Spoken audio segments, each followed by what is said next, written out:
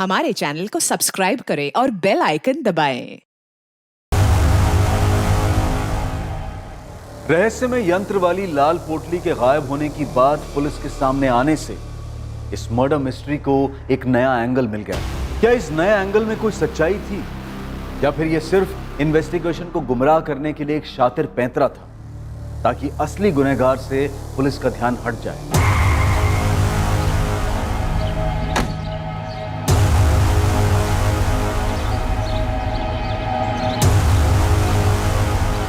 गोपाल जोशी को बाहर बुलाइए तुरंत।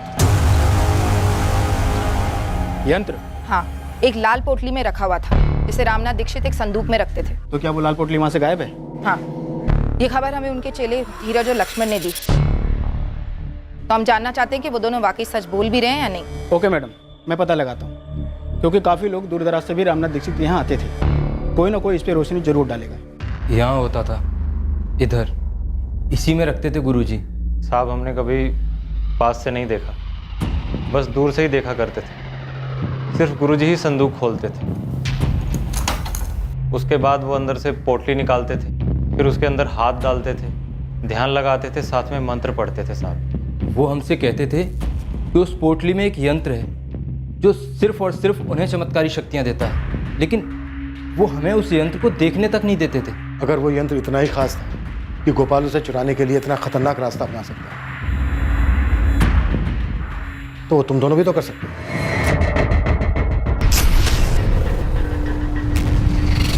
हम शिष्य थे गुरुजी के। वो तो गोपाल भी था। साहब वो यंत्र हमारे किसी काम का ना होता। अभी तो हमने विद्या पूरी सीखी भी नहीं थी, अभी तो पूरा ज्ञान आना बाकी था साहब। और साहब, उस यंत्र के लिए ज्योतिष विद्या का पूरा ज्ञान होना ज़रूरी होता है। सर, मैं अपने गुरुजी और उनके परिवार के साथ ऐसा करने के बारे में सपने में भी नहीं सोच सकता। अब मुझे नाम बताइए उसका जिसने मेरा नाम घसीटकर इतनी घिनौनी हरकत का इल्जाम मेरे सर डालने का प्रयास किया। गोपाल, तू तो तांत्रिक है ना, तू खुद पता नहीं कर सकता क्या अपनी शक्तियों के साथ? वैसे अब तो भीड़ बढ़ गई होगी ना तेरे पास, वो लाल पोटली मिलने के बाद। भीड़ बढ़ गई होगी? लाल पोटली? कौन सी लाल पोटली सर, क्या बात कर रहे हैं आप? हमारे पास इस बात के पक्के सबूत हैं कि तुम उस यंत्र के पीछे पड़े थे गोपाल। ये क्या बात कर रहे हैं सर? मतलब मैं क्या करता उसका? और मुझे तो पता भी नहीं कि आप जिस यंत्र की बात कर रहे हैं वो दिखता कैसा है। लाल पोटली तो देखी होगी जिसमें हाथ डाल के रामनाथ ध्यान लगाता था। मैं स्वीकार करता हूँ कि मैंने वो पोटली देखी थी जब मैं गुरुजी के यहाँ शिष्य हुआ करता था, लेकिन गुरुजी ने स्पष्ट रूप से मुझे बताया था कि ये यंत्र सिर्फ उनके उपयोग के लिए। जंगल में कड़ी तपस्या करने के बाद उन्हें ये यंत्र प्राप्त हुआ था। सर, मुझ पे उंगली उठाने वाले वो लक्ष्मण और धीरज हैं, मैं बता सकता हूँ, पर मेरी बात भी तो सुनिए कि मुझ पर ये झूठा आरोप वो किसी और के कहने पे लगा रहे। तुमने उनको ये सलाह दी थी ना कि संदूक में वो लाल पोटली नहीं है, ये बात वो हमसे ना बताए। झूठ, बिल्कुल झूठ। मैंने तो उनको बिल्कुल इसके विपरीत सलाह दी थी। तुम दोनों को तब के तब बता देना चाहिए था पुलिस को कि संदूक से लाल पोटली गायब है। तुम लोगों ने बताया क्यों नहीं अभी तक? गोपाल भाई, हमें लगा ही नहीं कि गुरुजी और उनके परिवार का कत्ल उस यंत्र की वजह से हो सकता है। अरे उससे तुम्हें क्या लक्ष्मण, तुम्हारा काम पुलिस की सहायता करना है। जाओ जाकर के पुलिस को सब कुछ बताओ, जाओ। सर, सीधी सी बात है, इन दोनों लड़कों को आनंद दीक्षित ने भेजा था आपके पास। तुम्हारे पास इस बात का कोई सबूत है गोपाल? सबूत की क्या आवश्यकता है सर, जाहिर सी बात है। आनंद और गुरुजी के बीच में पुश्तैनी घर को लेकर के विवाद था, और मुझसे भी, क्योंकि गुरुजी मुझसे सलाह मशवरा करते थे। इतना बड़ा नामचीन तांत्रिक अपने छोटे भाई के गलत इरादों को नहीं देख पाया। यही तो दुर्भाग्य है सर, अपनी शक्तियों से पूरी दुनिया की मदद करने, अपने खुद के पीठ पे छुरा भोगने वाले अपने भाई को नहीं पहचानता। अगर वो यंत्र गायब है तो वो आनंद के पास ही। क्या पुलिस को संदूक में से यंत्र मिला? आनंद को भी उस यंत्र के ताकत के बारे में जानकारी थी। अब 2 और 2 की कड़ी जोड़ कर देखिए। आनंद ने पहले उन 2 पाखंडी शिष्यों से ये कांड कराया, उसके बाद यंत्र को हासिल किया, उसके बाद उन दोनों को मेरे पास भेजा गायब यंत्र की जानकारी देने के लिए, और फिर मुझ पे इल्जाम लगाया। तभी मैं सोचूं कि ये दोनों मुझसे ऐसे मिलने क्यों आए। सर, अब पूरा गणित बिल्कुल सही बैठ गया। ये पूरी साजिश के पीछे आनंद का ही हाथ।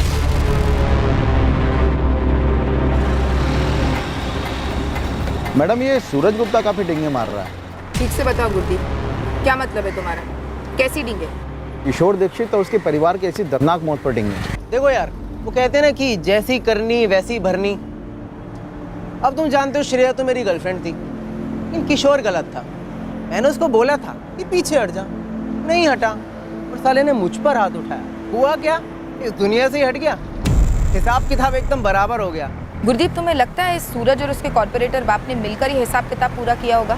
मैडम, कॉर्पोरेटर धर्मेंद्र गुप्ता या फिर उसका बेटा सूरज गुप्ता खुद ये कांड करते ना तो शेख चिल्ली वाला मामला होता, मतलब खुद के ही पैर काट डालते। तो इन दोनों ने नहीं किया? मेरे हिसाब से तो बिल्कुल भी नहीं। हाँ, सुपारी वाला मामला हो सकता है। उस पर कोई खबर? यहाँ मझौली में तो कोई नहीं हो सकता। जबलपुर तक की सुपारी मार्केट छान मारी, अभी तक किसी गिरोह का नाम नहीं आया।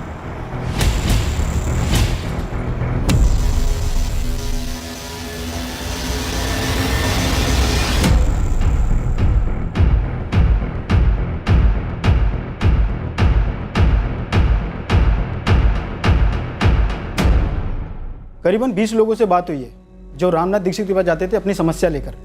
सभी का कहना है कि लाल पोटली तो देखी ही दूर से, लेकिन यंत्र के बारे में किसी को कुछ नहीं मालूम। नथु, इस माधव रघुवंशी के बारे में कुछ पता चला क्या? साहब, वो तो देवदास बना घूम रहा है। मतलब ये प्यार व्यार सच में था क्या? उसके और नेहा के कॉलेज में बात हुई। वहाँ के लोगों का कहना है कि दोनों का सीरियस रिलेशनशिप था। मतलब मोटा मोटा अब हमारे रडार पर सिर्फ आनंद दीक्षित और गोपाल जोशी हैं और दोनों पर ही बात आगे नहीं बढ़ रही है। साहब, ये रामनाथ के चेले लक्ष्मण और धीरज दोनों की थोड़ी खातिरदारी करो, जरूर कुछ उगलेंगे। वही प्लान है। तब तो तू गोपाल जोशी को और खंगाल। ठीक है साहब, मैं लग जाता हूँ इसकी हिस्ट्री निकालने में। वैसे एक बात और खटक रही है मुझे, ये चारों मर्डर बहुत ही प्रोफेशनल तरीके से हुए, लेकिन पूरे जिले से, यहाँ तक कि पूरे स्टेट से एक भी हिस्ट्री शीटर का नाम सामने नहीं आया। सर, और एक बात खटक रही है मुझे। हमने जब दीक्षित के पड़ोसी रोहित से बात की थी, तब उसने बताया था कि कत्ल की रात उनकी गली का कोई कुत्ता बहुत अजीब तरह से रो रहा था। उस रात को कोई कुत्ता बड़ी डरावनी तरीके से रो रहा था। सर, मुझे कोई बहुत ही शातिर और बेरहम साजिश की बुआ रही है। यह सिर्फ किसी हिस्ट्री शीटर का अंजाम दिया जुर्म नहीं लग रहा है। यह किसी ऐसे आदमी का काम है जो दीक्षित परिवार और उनके घर मोहल्ले के हालात से अच्छी तरह से वाकिफ था, जिसके चलते इस साजिश को आराम से अंजाम दिया जा सके। काफी आराम से मुझे घर की बैक साइड को खोदने के लिए उनके पास पूरा टाइम। इस साजिश का हर पहलू खौफनाक तो था। जिस तरह से चारों को मौत के घाट उतारा गया था, जिस तरह से दोनों औरतों पर सेक्सुअल असॉल्ट किया गया था और जिस तरह से चारों को दफनाया गया था। पर क्या वो अदृश्य यंत्र जिसे इस केस से जुड़े किसी भी व्यक्ति ने नहीं देखा था, क्या सिर्फ एक लाल पोटली में छुपा हुआ वो यंत्र इस नरसंहार का कारण? सिर्फ एक यंत्र?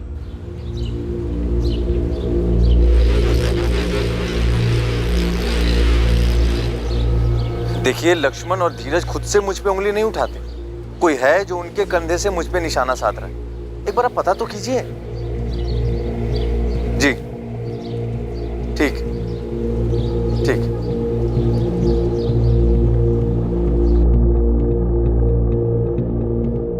पापा, पुलिस आई है आपसे बात करने। आनंद, आपने कैश और जेवर चोरी होने की इंफॉर्मेशन तो दी थी, लेकिन संदूक वाली उस लाल पोटली का जिक्र नहीं किया था जो चोरी हो गई थी, जिसमें रामनाथ जी का यंत्र था। आपने मुझे संदूक खोल कर दिखाया कब? मुझे कैसे पता चलता? हमने एक दफा नहीं, आपसे कई दफा पूछा था उस चाबी के बारे में, जिसे रामनाथ जी अपनी कमर से लटका कर रखते थे। कैसे बताता मैं? मुझे क्या मालूम था वो चाबी संदूक की है? और आपको भी तब मालूम पड़ा जब लक्ष्मण और धीरज ने आपको बताया। हमें पता चला है कम से कम 2 लोग थे, ऐसे 2 लोग जो घर के चप्पे चप्पे से वाकिफ थे, रामनाथ दीक्षित के परिवार की दिनचर्या से वाकिफ थे। बोलो, कैसे अंजाम दिया इस कांड को? क्या क्या किया, कैसे किया? हम और क्या बताएंगे, हम उनके शिष्य थे, गुरु थे वो हमारे। साहब, हमारी सिर्फ इतनी गलती है कि हमने लाल पोटली वाली बात आप लोगों को नहीं बताई। इसके अलावा हमें कुछ नहीं मालूम ये सब किसने किया है। वो आदमी कौन है जिसने तुमसे कहा गोपाल जोशी पर उंगली उठाने के लिए? हमें किसी ने नहीं कहा साहब। और साहब, ये बात सच है, गोपाल भाई ने ही हमें मना किया था आप लोगों को यंत्र वाली बात ना बताएं। 2 घंटे दे रहा हूं तुम दोनों को, अच्छे से सोच लो।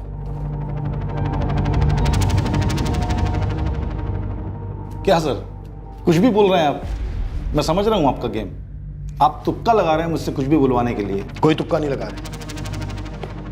4 मर्डर हुए हैं, तुम्हारे भाई का, भाभी का, भतीजे का, भतीजी का। सर, मुझे पता है उस धीरज ने और लक्ष्मण ने आपके कान भरे होंगे मेरे खिलाफ, लेकिन उनकी मनगढ़ंत कहानी से यह साबित नहीं हो जाता कि मर्डर मैंने किया है। और रही बात उस यंत्र की, मुझे मालूम पड़ा कि वो चोरी हो गया, लेकिन सर वो लाल पोटली वाला यंत्र हमेशा से उस पर मैं हंसता था।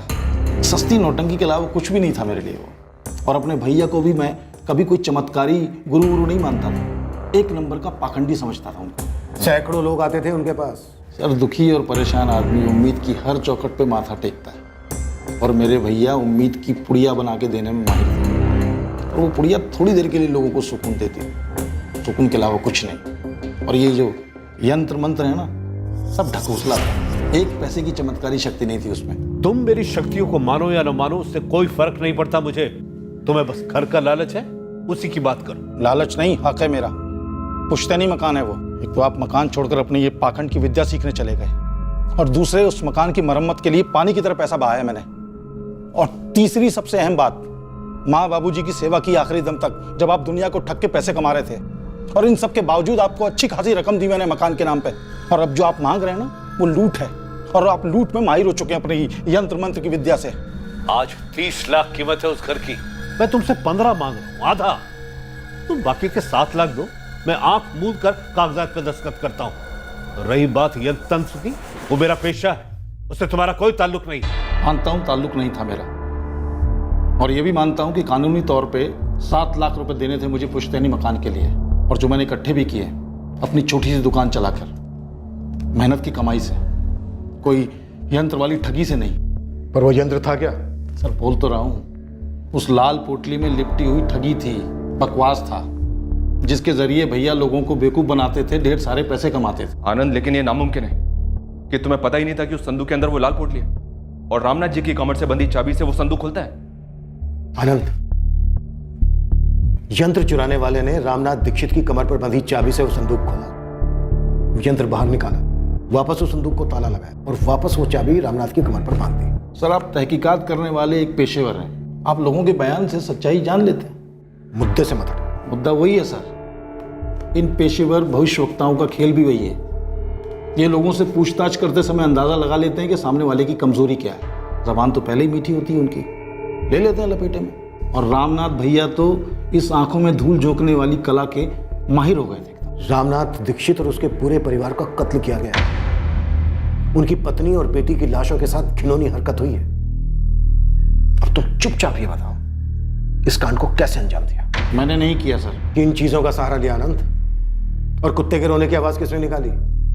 धीरज और लक्ष्मण ने? लक्ष्मण, धीरज, हमें अच्छे से पता है उस रात को जो कुत्ते के रोने की आवाज थी वो असली नहीं थी।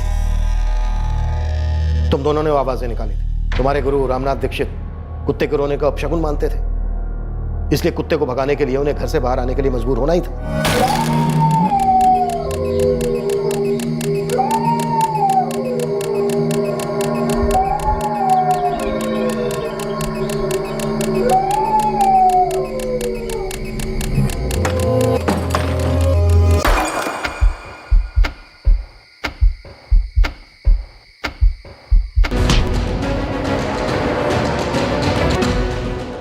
इसी तरीके से मारा, हाँ या ना? कि किसी भी तरह से रामनाथ दीक्षित को घर से बाहर लाओ, मारो, फिर घर में घुसकर बाकी सबको भी मार डालो। रात में कुत्ते के रोने को अपशकुन माना जाता है। तुम्हें पता था कुत्ते को चुप कराने के लिए रामनाथ बाहर आएगा ही आएगा। यकीन नहीं होता सर कि आप जैसा पुलिस अफसर एक अंधश्रद्धा को अपनी तहकीकात का आधार बनाएगा। खैर, अब मुद्दे से भटकना बंद करें और उन दोनों को बुलाएं, नालायकों को, लक्ष्मण और धीरज को, और मेरे मुंह पे कहलवाएं कि मर्डर मैंने करवाया है। जब जरूरत पड़ेगी तब करेंगे। जरूरत होगी तो भी नहीं करवा पाएंगे आप, क्योंकि ये सब झूठ है। और इस कांड के पीछे अगर मैं होता भी तो इतना मूर्ख नहीं हूं कि उन्हीं दोनों को चुनूंगा जिनको आपके शक के दायरे में आना ही आना था। तो फिर किन्हें चुना? किसने करवाया? कौन सा गिरोह? गिरोह तो मेरे भैया चला रहे थे, अंधश्रद्धा का गिरोह। और हम दोनों भाइयों के बीच में पुश्तैनी मकान को लेकर मसला था। कोई नफरत नहीं थी कि मैं उनका मर्डर करवाता। आप ऐसे आदमी को ढूंढिए जिसे मेरे भैया से इतनी नफरत हो कि मेरी भाभी और भतीजी। आप जितनी मर्जी पूछताछ कर लीजिए सर, लेकिन मैं वो आदमी नहीं हूं जो इतनी घिनौनी हरकत करता है, और वो भी अपने भाई के साथ।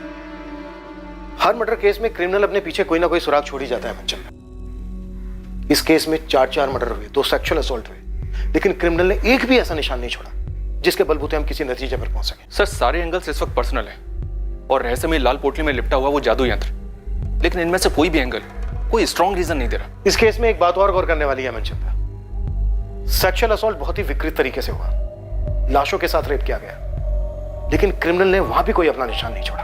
वेजाइनल स्वैब्स में कोई स्टेंस नहीं मिले हैं। मतलब मुजरिम ने या मुजरिमों ने यूज किए होंगे। प्राइवेट पार्ट्स पर जख्म तो हैं, तो यस। और डॉक्टर, रेप कत्ल होने के बाद हुए? हाँ, इस हद तक विकृति। क्या सोच रहे हैं इंस्पेक्टर? मनचंदा, एक बात मेरे दिमाग में आई थी। इस केस में क्रिमिनल ने सेक्सुअल असॉल्ट के लिए जो तरीका अपनाया वो काफी विकृत तो है, लेकिन इन्वेस्टिगेशन के पॉइंट ऑफ व्यू से काफी सेफ भी है। पकड़े जाने का डर मिनिमम है। अगर उसने रेगुलर तरीका अपनाया होता तो शायद सीमेंट के ट्रेसेस से वो पकड़ा जाता। इस पूरी वारदात को अंजाम देने के लिए उसने दिमाग काफी तेज लगाया है। जी सर। मनचंदा, इस केस में हम पर्सनल एंगल को ठीक से फोकस कर रहे हैं ना, या फिर हमसे कुछ छूट रहा है? तो फिर और कौन हो सकता है सर? कोई राह चलते चोरों चक्के? पर इसकी भी तो हमें कोई लीड नहीं मिली है।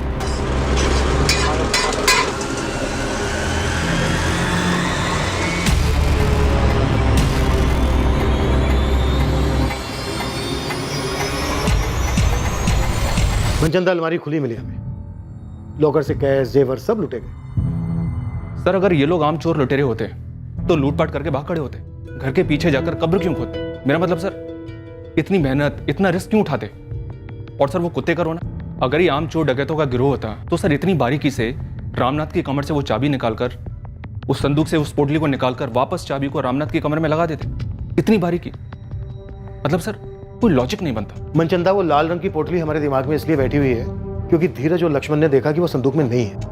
हो सकता है लुटेरों ने उसको छुआई ना हो, रामनाथ ने पहले से उसको निकाल के कहीं और रख दिया हो, या फिर किसी को दे दिया हो। सर मुश्किल लगता है, और अगर ऐसा हुआ भी हो तो बाकी बातें एड ऑन नहीं होती है सर। मुझे लगता है कि आम चोरी के दौरान हुए मर्डर का केस है ही नहीं, रेगुलर हिस्ट्री शीटर्स नहीं थे वो लोग। सर, इस गोपाल जोशी की पूरी कुंडली निकाली है। ऐसी कोई लीड जो उसे इस जुर्म से जोड़ सके? इस वक्त कुछ कहना मुश्किल है सर, लेकिन उसकी कुंडली में काफी उतार चढ़ाव है, स्पेशली पिछले 4 सालों।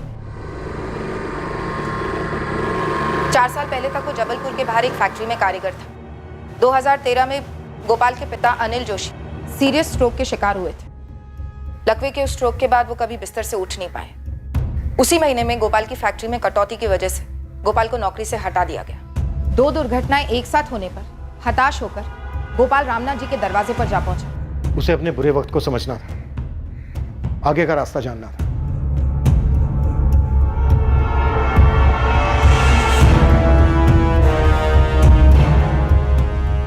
मैडम, फिर सुनने में आया कि रामनाथ के कहने पर गोपाल जोशी ने कोई बलि चढ़ाई। कैसी बलि? नर बलि? नहीं, चौकी मत, किसी जानवर की बलि चढ़ाई। ये सब तो ठीक है नथु, लेकिन क्या गोपाल की रामनाथ जी के साथ कोई अनबन हुई थी? किसी बात को लेकर झगड़ा, या उस लाल पोटली वाले यंत्र को लेकर कोई मसला? मैडम, इतना पता चला है कि रामनाथ से मिलने के बाद गोपाल को कई नई नौकरियां मिली, लेकिन वो कहीं टिक नहीं पाया। फिर वो रामनाथ का ही भरोसेमंद शागिर्द बन गया। रामनाथ कभी कभी अपने कुछ भक्तों का भविष्य गोपाल से पढ़वाने लगा। तुम्हारी समस्या तुम्हारे घर के 4 दीवारी में। जी गुरुजी। घर के किस सदस्य से? गुरुजी, बेटी का मसला है। बताओ क्या समस्या? लक्ष्मण और धीरज ने जैसे आप लोग को बताया कि रामनाथ अपनी विद्या अपने शागिर्दों को अच्छे से सिखाता जरूर था, लेकिन उसके बावजूद भी अपनी पोटली में किसी को हाथ तक नहीं लगाने देता था। ये यंत्र है क्या नथु? बहुत बड़ा झोल तो नहीं है? मैडम, वो सब तो नहीं पता, लेकिन एक समय के बाद गोपाल रामनाथ से अलग हो गया। उसने खुद की बैठक शुरू कर दी। जरूर कोई झगड़ा या अनबन हुई होगी। पता करो नथु, जल्दी। पर नथु कुछ पता नहीं कर पाया सर। रामनाथ के काफी भक्त गोपाल जोशी के पास जाने लगे होंगे। बिजनेस कम हुआ होगा रामनाथ का, जलन हुई होगी। लेकिन सर, अगर जलन रामनाथ की तरफ से थी तो वो खुद क्यों मारा गया, और उसका पूरा परिवार भी?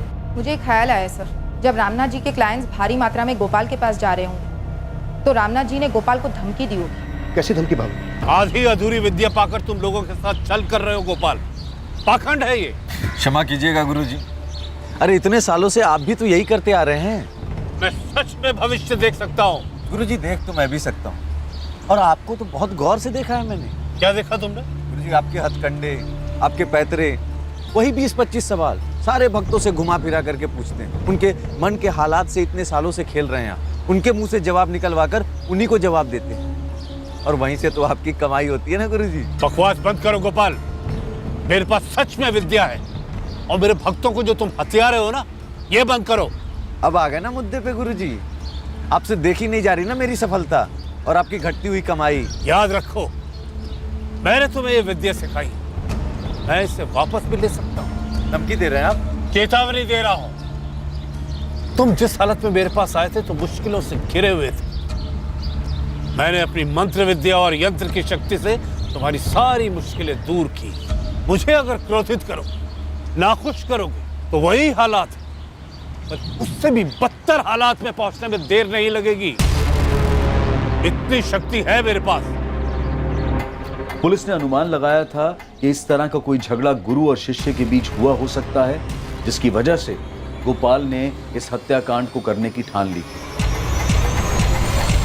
ये सिर्फ आपका अनुमान है, सिर्फ अनुमान। और वैसे भी चमत्कारी शक्तियों पर आप लोग कब से विश्वास करने लगे? लोगों का विश्वास जीतकर उनसे पैसे तुम और रामनाथ जैसे लोग कमाते हैं। कौन ना करता है आती हुई लक्ष्मी को। ये बिजनेस है हमारा।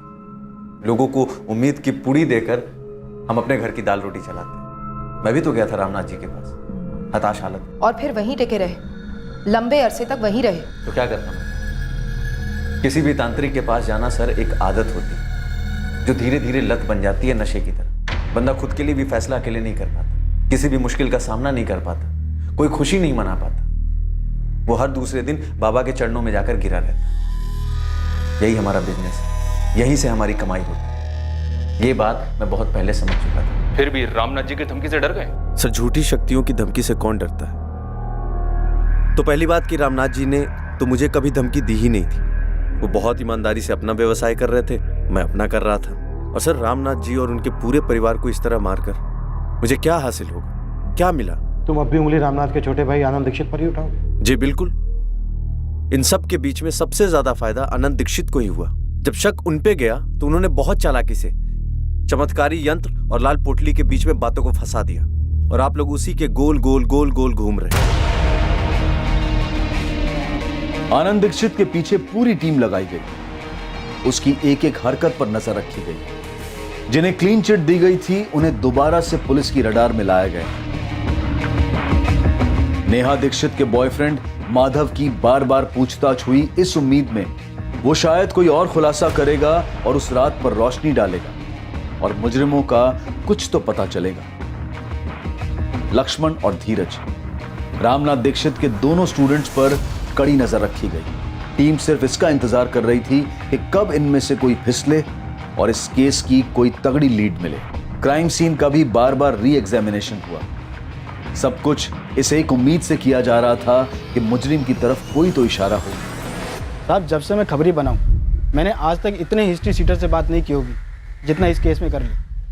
मैं लगभग दावे के साथ कह सकता हूँ ये काम किसी हिस्ट्री सीटर का तो नहीं है। तो फिर कौन हो सकता है? अगर ये रामनाथ दीक्षित के शागिर्दों में से कोई नहीं है, इसमें कोई हिस्ट्री शीटर इन्वॉल्व नहीं है, तो फिर वो कौन हो सकता है जो एक रात आया, घर में चोरी की, 4 मर्डर किए, 2 सेक्सुअल असॉल्ट किए, फिर लाशों को घर के बैक साइड में दफना कर बिना कोई सबूत छोड़े चला गया? कैसे मुमकिन है? सर, शायद ये मर्डर्स किसी पर्सनल एंगल की वजह से ना हुए और ना ही किसी राह चलते क्रिमिनल ने किए हों।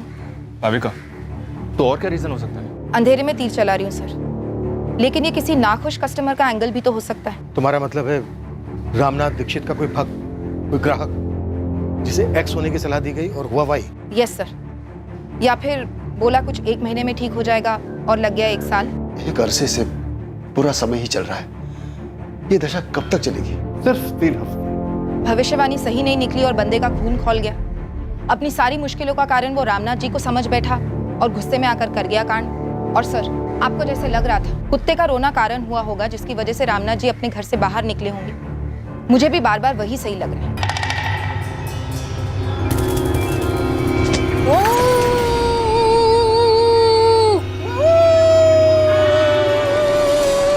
और सर, कुत्ते का वो रोना सिर्फ एक पैतरा नहीं था, मैसेज था एक घायल इंसान का रामनाथ जी के लिए कि सुनो, जिस पर तुम इतना विश्वास करते हो, आज वो तुम्हारी मौत का कारण बनेगा। एक बौखलाए हुए भक्त की मानसिकता। मैडम, खूनी अगर भक्तगण में से है तो उसको ढूंढना घास की बोरी में सुई ढूंढने के बराबर होगा।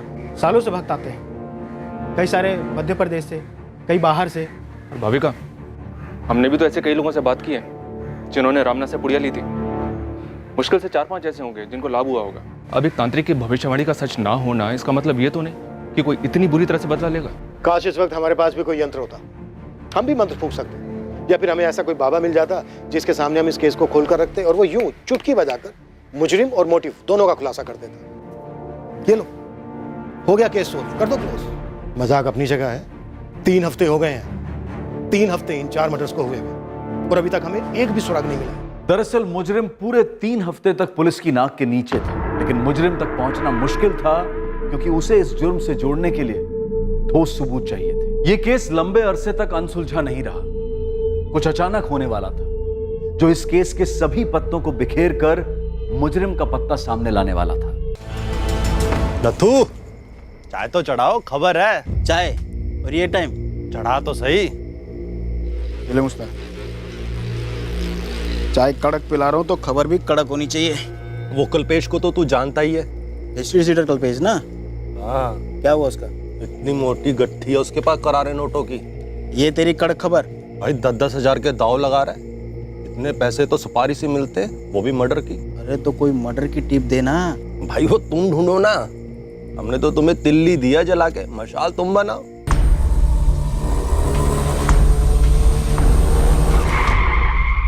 सब क्या कर रहे हो साहब? काले क्या कर साहब? साहब आप लोग क्या करने वाले साहब? साहब क्या कर रहे हो साहब? साहब मैंने कुछ नहीं किया, सच्ची बता रहा हूँ साहब, मैंने कुछ नहीं किया साहब। कहाँ से लाए पैसे? नहीं तो यहीं पे लंबा कर दूंगा तेरे को। मेरी मेहनत की कमाई का पैसा साहब। अच्छा, क्या काम करता है बे तू? हाँ, डॉक्टर है, वकील है, कॉन्ट्रैक्टर है या सुपारी कॉन्ट्रैक्टर? सब गोली मत चलाना साहब। किसकी सुपारी उठाई थी तूने? नहीं साहब, मेरी इतनी औकात कहाँ साहब, मैंने कोई सुपारी पारी नहीं उठाई साहब। वो एक बंदा चोरी का जेवर लेके मेरे पास आया था, बोला इसे बेच दे, तुझे तेरा कमीशन मिल जाएगा। मैंने वो सारे जेवर कांतीलाल सिसोदिया की दुकान पे बेच दिए।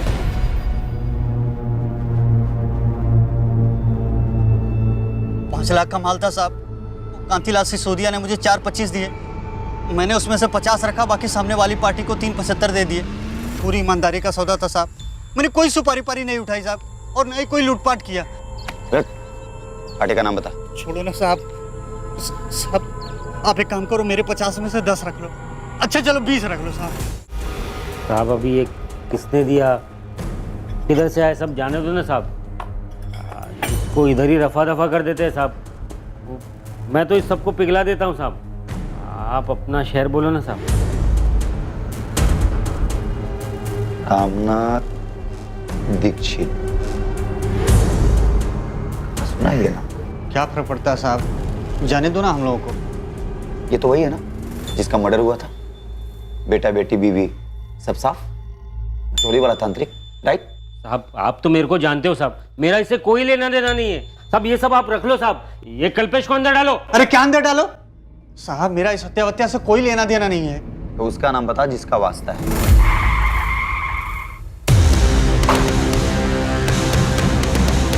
देखा साहब, हमें एक छोटी सी कल्पेश की टिप ने कहां से कहां पहुंचा दिया। साहब रवि नाम है उसका। सर रवि ही मिला था मुझे माल लेकर। कब आया था? यही कोई 1 महीना पहले।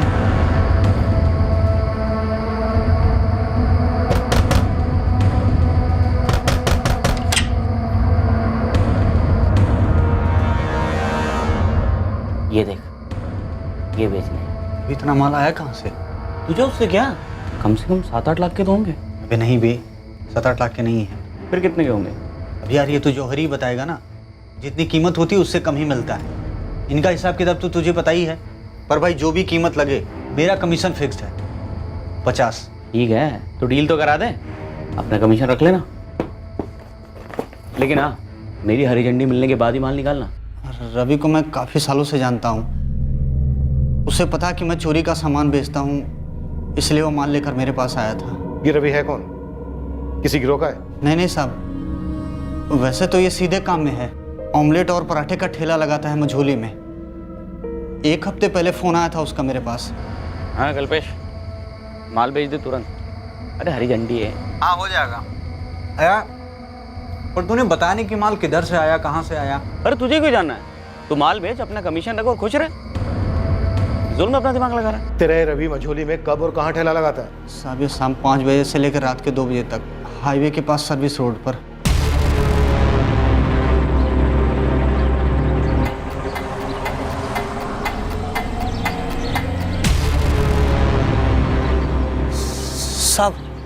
साहब हो रहा साइकिल पर रवि।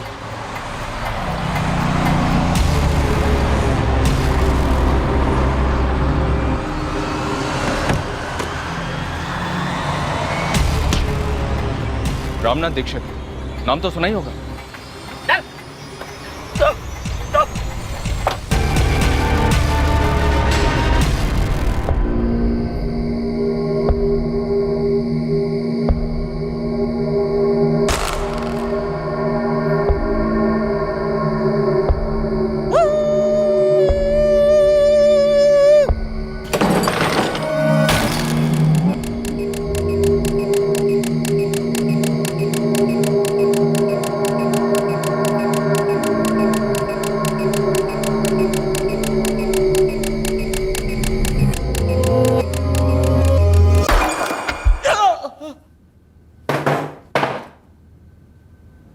किसके कहने पे ये सब किया रवि? महीने भर से हम इस केस के पीछे चक्कर काट रहे हैं। अब अगर तूने तनिक भी दिल लगाई ना तो असली कुत्ता समझ के पीटूंगा तुझे, और असली कुत्ते की तरह रोएगा तू रात भर। मैंने तो बस कुत्ते के रोने की आवाज निकाली थी साहब। रुक मत, आगे बोल। और लूटने में मदद की थी बस उसकी, पर मैंने किसी को नहीं मारा। कौन था वो जिसकी मदद की तूने?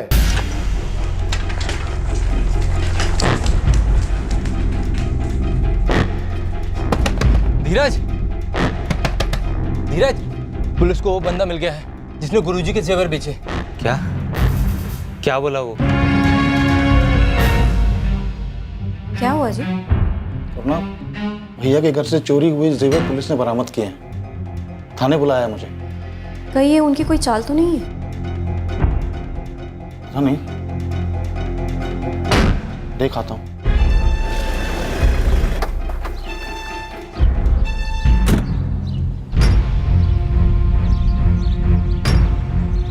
गोपाल, गोपाल जोशी।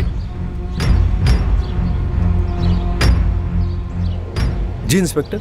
मुजरिम पकड़ लिया हमने। कौन है? बताते हैं, चलो हमारे साथ। बताइए ना सर, किसे पकड़ा है आप लोगों ने? एक क्रिमिनल है, हिस्ट्री शीटर। कौन है ये? पहले जबलपुर पुलिस ने उसे पकड़ा था पैसों के साथ, जो उसने कुछ जेवर बेचने के बाद कमाए थे बतौर कमीशन। अच्छा, फिर जेवर बरामद हुए और उन जेवर में से चांदी के गिलास पर रामनाथ दीक्षित का नाम लिखा हुआ था। फिर ये कल्पेश मझौली में एक बंदे से मिला जिसने कल्पेश को वो जेवर दिए थे बेचने के लिए। रवि नाम है उसका। इस रवि को वो जेवर बेचने के लिए किसने दिए थे? गोपाल जोशी। किसने दिए थे सर? आप मुझसे क्यों पूछ रहे हैं? हमारा अंदाजा इतना भी गलत नहीं था, और तेरे ऊपर तो शक हमें पहले से ही था, बस सबूत नहीं था हमारे पास। अब हम तुझसे तोते की तरह सच बुलवाएंगे, फिर तेरी भविष्यवाणी की जाएगी, समझा?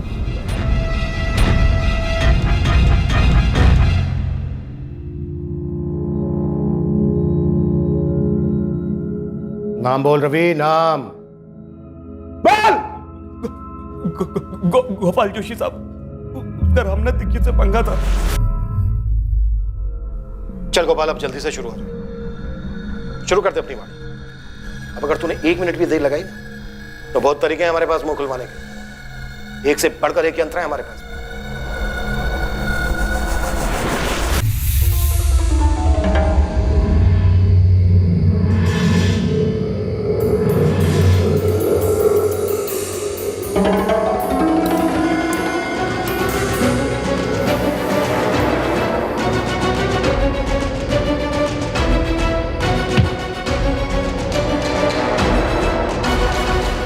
मैं वो कसाई वाला चॉपर ले आऊँगा, एक बार में काम तमाम। कल रात ही करना हो, और कल पूर्णमासी भी है।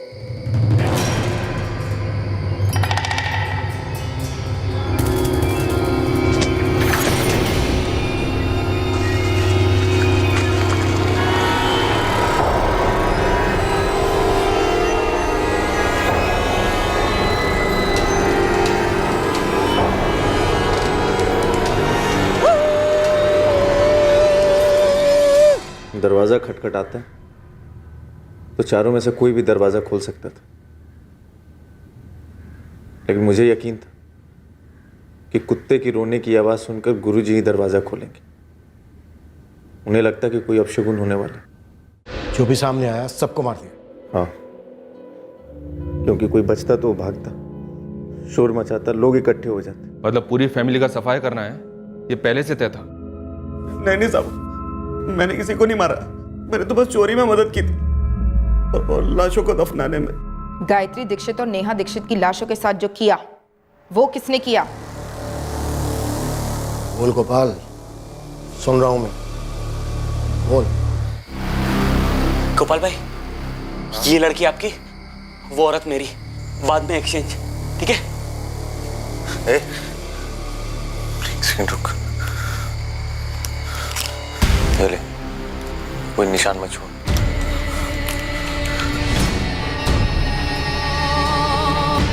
इतना सब कुछ तूने उस लाल पोटली के लिए किया, उस यंत्र के लिए?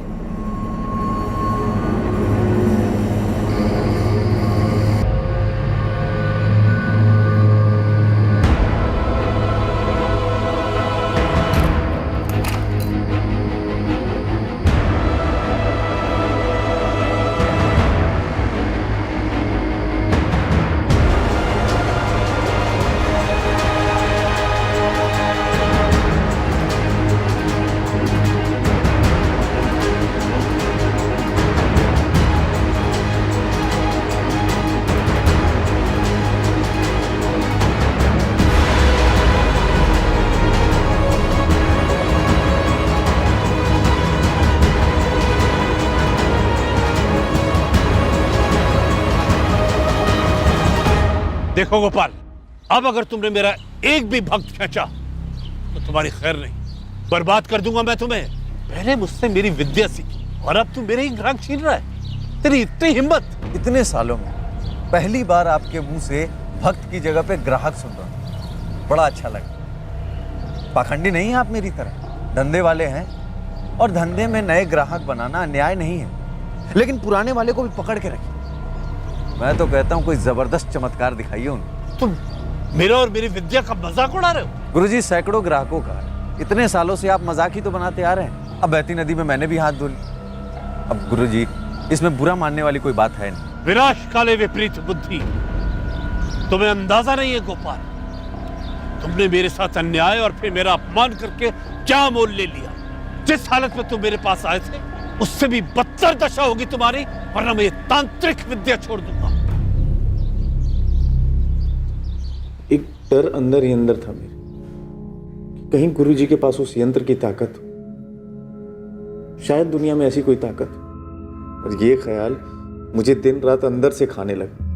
मैं अपने ग्राहकों को सही से सलाह नहीं दे पा रहा था और धीरे धीरे ग्राहक कम होते चले। जो कमाया था वो घटता चला गया। तब मुझे यकीन होने लगा कि ये सब यंत्र के कारण हो रहा। यही है वो यंत्र जो आपके कलेजे का पत्थर था? गोपाल भाई कुछ बोलिए, इतना सब कुछ इस मामूली से पत्थर के लिए?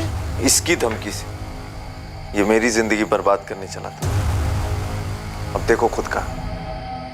गोपाल भाई, आपका यंत्र मिल गया। मुझे लगता है अब यहाँ से निकलना चाहिए। 4:30 हो चुके हैं। घर से नकद और जेवर लेके चलते। चलिए। लाल पोटली कहाँ है? जला दी मैंने। उसके अंदर जो पत्थर था वो मेरे घर पे पड़ा। तुम अब भी उस पत्थर को चमत्कारी समझते हो? तंत्र का यंत्र है वो। कुछ जेवर भैया के नाम पे हैं और कुछ भाभी के। उस पोटली में सच में सिर्फ ये पत्थर था? हाँ, सिर्फ पत्थर, और तुम लोगों के लिए यंत्र। मुझे इसके बारे में कभी कुछ पता नहीं था, लेकिन इतना मालूम था कि जो भी है बकवास।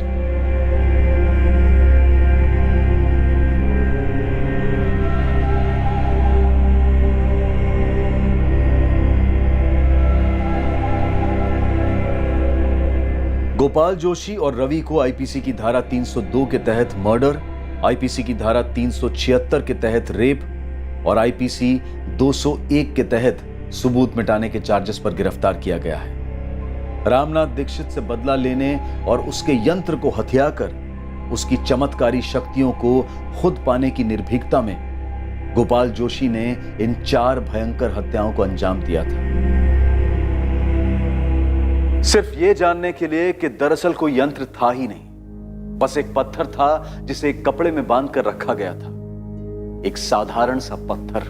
दुनिया में ऐसा कोई नहीं है, कोई भी नहीं है जिसके पास किसी और की जिंदगी में चमत्कार लाने की या हाहाकार मचाने की दैवीय या फिर शैतानी शक्ति हो। अगर हम अपनी जिंदगी बेहतर बनाना चाहते हैं तो हमें और सिर्फ हमें अपने अंदर की पॉजिटिव एनर्जी को बढ़ाना होगा, और इसी की ताकत से हम अपने इरादों को मजबूत कर सकते हैं, अपनी क्षमताओं को बढ़ा सकते हैं और अपनी निराशा को मिटा सकते हैं। जैसे ही हम बाबाओं, तांत्रिकों और भविष्यवक्ताओं की शरण में जाते हैं, हमारा विवेक, हमारे लॉजिकल फैसले लेने की बुद्धि और नजर दोनों धुंधले हो जाते हैं और हम देखते ही देखते इन चमत्कारों के व्यापारियों के गुलाम बनकर रह जाते हैं। दुनिया में सबसे शक्तिशाली ताकत हम खुद हैं। अपनी जिंदगी को बेहतर बनाने की भरपूर ताकत खुद हमारे पास है, लेकिन हम में वो कमजोरी भी है कि हम नकारात्मक शक्तियों के जाल में फंसकर अपने इर्द गिर्द तबाही मचा सकते हैं। जरूरी है कि हम इन नकारात्मक नेगेटिव शक्तियों से सतर्क होकर अपने आप को बचाएं। जीवन सुंदर है, जीवन अमूल्य है। अब मैं अनूप सोनी आपसे विदा लेता हूं, फिर मुलाकात होगी, और हमेशा याद रखें, क्राइम और आपके बीच में सिर्फ इतना फर्क है कि आप कितने सतर्क हैं। सतर्क रहें, सुरक्षित रहें। जय Hind. For more updates, subscribe to our channel, click the show links and enjoy watching the videos.